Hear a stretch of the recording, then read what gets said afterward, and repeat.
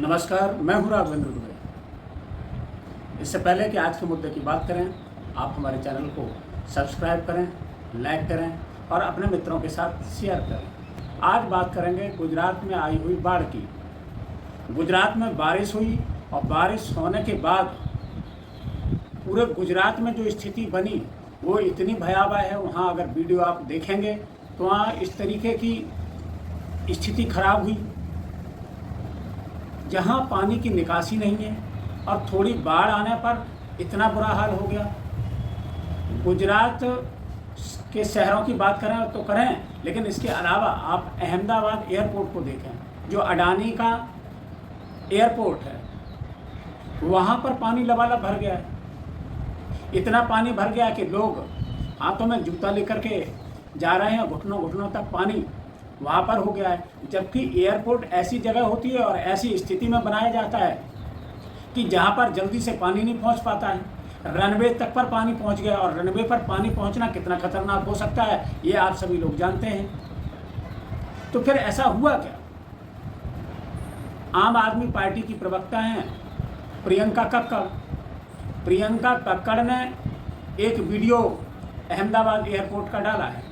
यह है मोदी जी के अहमदाबाद इंटरनेशनल एयरपोर्ट, जहां हाथ में जूते, देखिए हाथ में जूते लेके और उतनी वाली पानी में ये पैर एयरपोर्ट पे जा रहे हैं जी। ये हालत है एयरपोर्ट की। यह है अहमदाबाद का एयरपोर्ट, शानदार एयरपोर्ट, मोदी जी की आनवान शान। जरूर देखिए, सारे दर्शक जूते ले लेके, सभी लोग देखिए हाथों को जूते लेके घूम रहे हैं जी, जा रहे हैं पूरे के पूरे। ये रहे जी, यह है अडानी का एयरपोर्ट। अरे साहब, मैं उनको नहीं पहचानता। ओए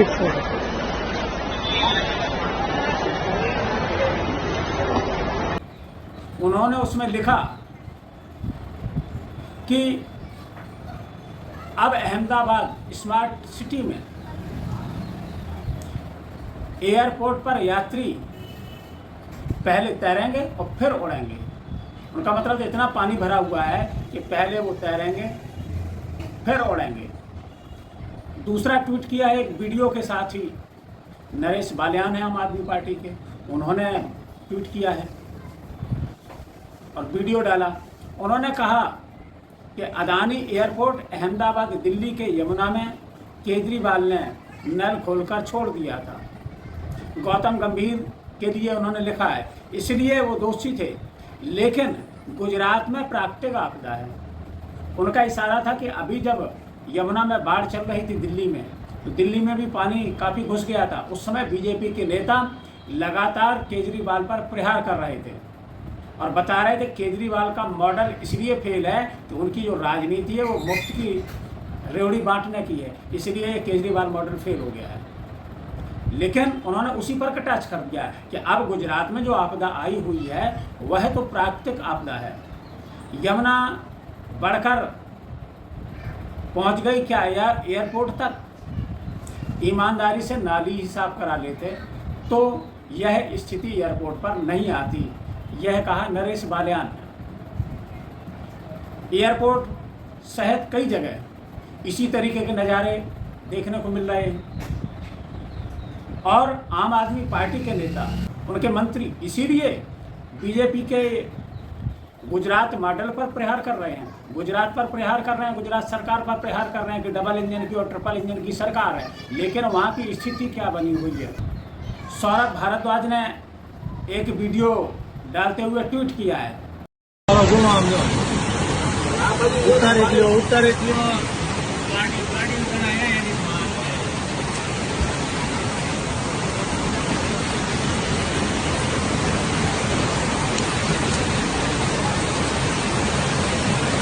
उन्होंने कहा कि दिस इज गुजरात, प्रश्नवाचक चिन्ह लगाया, question mark. Can any fact checker अर्दा लिखा होना ALT न्यूज कंफर्म, क्या इसको कंफर्म कर सकते हैं कि ये वही गुजरात है और कहीं है? ये स्थिति हो रही है। फिर प्रियंका कक्कड़ ने एक वीडियो डाल दिया। उन्होंने वीडियो डाला गुजरात में भाजपा सरकार में घर घर फ्री सिलेंडर पहुंचाया, क्योंकि नवसारी जो क्षेत्र है नवसारी सिटी में, झुमरू गैस एजेंसी की जो ये पानी का सैलाब आया, उसमें पूरी गोदाम के सिलेंडर सारे बह गए। तुली घेऊन येते आपल्या तुळी घ्या. अरे बाटल्या चालल्या ओ मा नेते दिवाल तुटली तुळी दिवाल तुळी घे. ओ मा पाणी चाललं तेव्हा जो ओ बाटल्या બધા તણાઈ ગયો ને નીતિ નામાં ખાડીમાં તું તો જોતું જ નહીં આ નીતિ પકડ મોબાઈલ. આ ગઈ કદી અરે બધા બાટल्या છે है कि जहाँ पर कोई सिलेंडर ही नहीं बचा, वहाँ के आप वीडियो देखेंगे तो आपकी रूह कांप जाएगी। जिस तरीके से मवेशी भैंस पानी में बह रही हैं।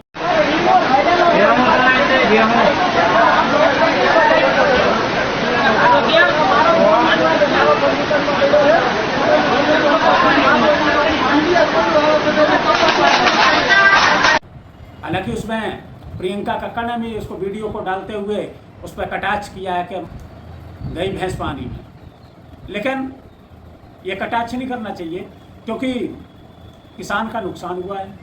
किसान की आज की डेट में अगर एक भैंस की कीमत देखी जाए तो 1 लाख से कम कोई भी भैंस की कीमत नहीं, और इतनी भैंसें बह गई पानी में। शहर में पानी ऐसे जा रहा है, पानी का सैलाब, जैसे कोई नई नदी वहाँ से निकल करके आई हो।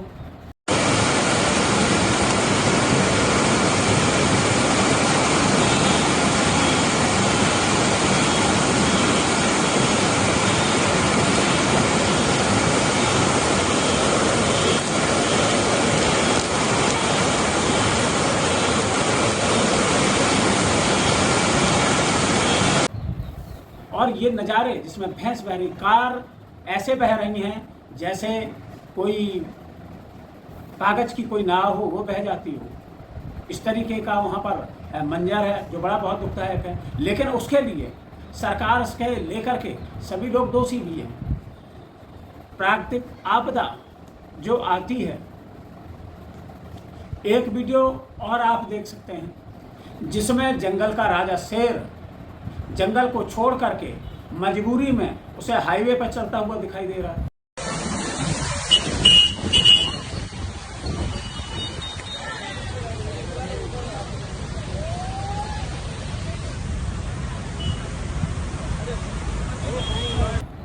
उसका कारण क्या है?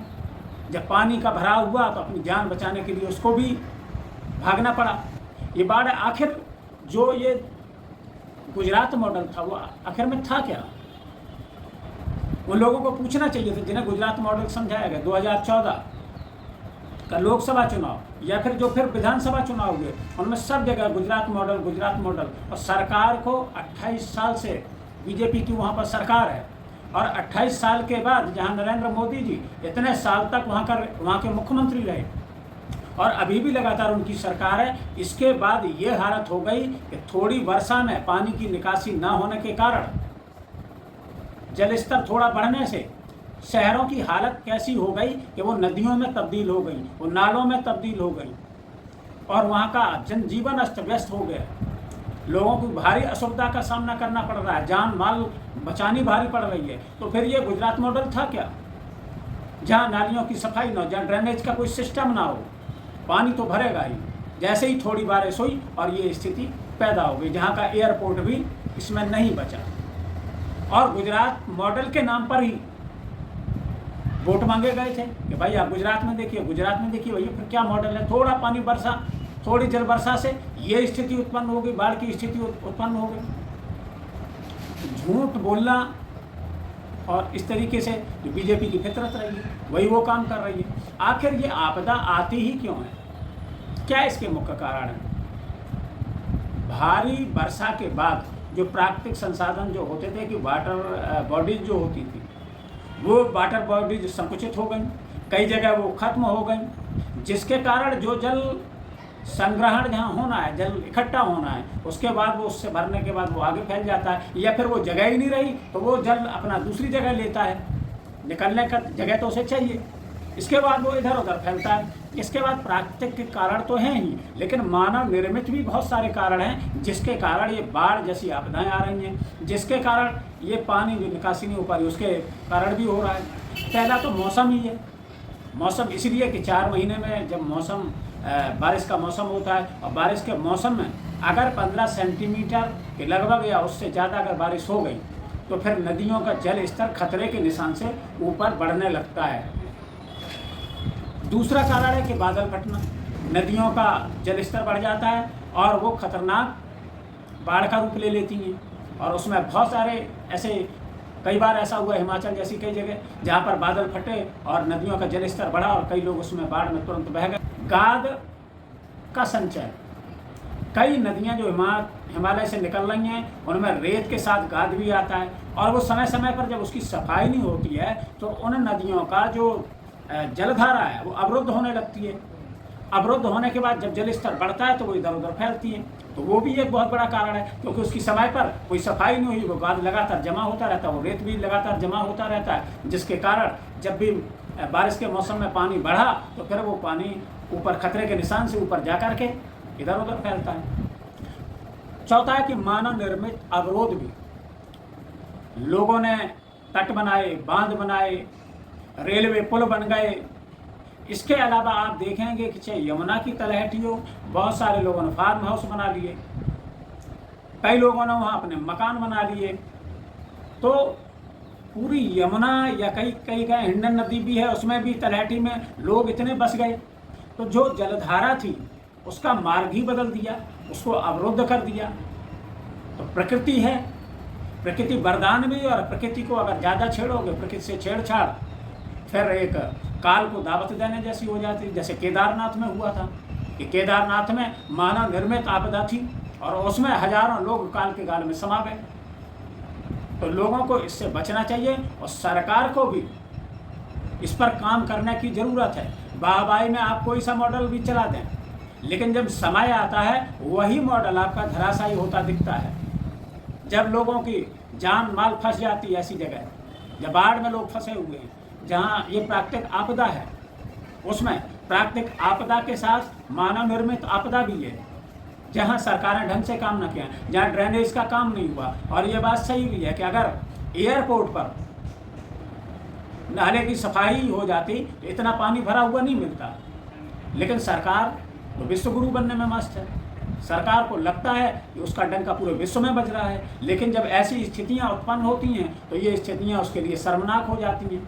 तो उसका किस तरीके से डंका बज रहा है, ऐसी परिस्थितियां दोबारा पैदा ना हो, सरकार उस पर काम भी करे। सिर्फ और सिर्फ वही नमामि गंगे की तरह ना हो जाए कि नमामि गंगे में जहाँ पैसा बटोरने की मशीन बन गई, कोर्ट ने कहा ये तो पैसा छापने की एक मशीन हो गई नमामि गंगे, जिसमें पैसा खाया गया, लेकिन क्या हुआ, गंगा साफ नहीं हो पाई, नाले उसमें अभी भी गिर रहे हैं, अभी भी कई फैक्ट्रियों का उसमें दूषित जल या केमिकल जा रहा है। तो अगर इन सबको बचाना है, जीवन को बचाना है, तो इसके लिए भी काम करना होगा, जिससे कि केवल भाषणों की बात ना हो, उस पर अमल करने की भी बात हो। फिर मिलेंगे किसी नए मुद्दे के साथ, तब तक के लिए दीजिए इजाज़त। जय हिंद, जय भारत।